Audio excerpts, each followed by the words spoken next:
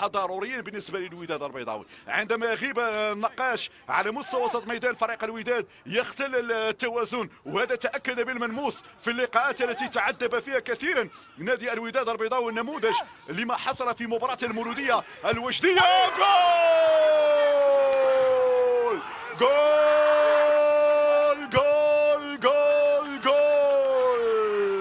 الرجاوي نعم في هذه اللحظات عن طريق كريستيانو ساغونا براسية مركزة يهزم الحارس زهير العربي. شوف مرة أخرى زكريا على المقاس باتجاه راسي وساغونا هنا بتركيز عالي جدا. يقول لزهير العربي معليش الرجاء جاية، معليش الرجاء تريد الانتصار، معليش الرجاء تريد اللعب على اللقب هذا الموسم. كريستيانو ساغونا هنا ارتقاء الكبار، هنا فعلا لمسة جميلة جدا من الهداف كريستيانو ساغونا.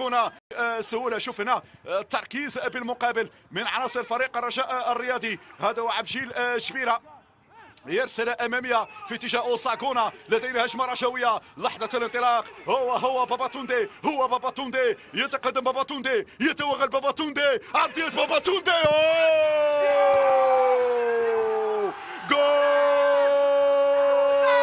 جول جول جول. ما هذا يا رجاء، ما هذا الجمال يا رجاء. الرجاء في العليا. هنا النسر يحلق في سماء طنجة. الرجاء تضرب بقوة. هذه الإعادة. الرجاء جاية، الرجاء قادمة، الرجاء تريد الوصافة. هي ليلة القبض عن الوصافة. هذه الإعادة. باباتوندي يتقدم، الأسمراني يحطها والحفيظي من زاوية صعبة يقول للزوير أنا الأفضل، أنا الأبرز، أنا الأكبر منك. هذه اللمسة لمسة الكبار. زاوية كانت صعبة حتى في الشبكة الودادية. 2-0 الرجاء تتقدم.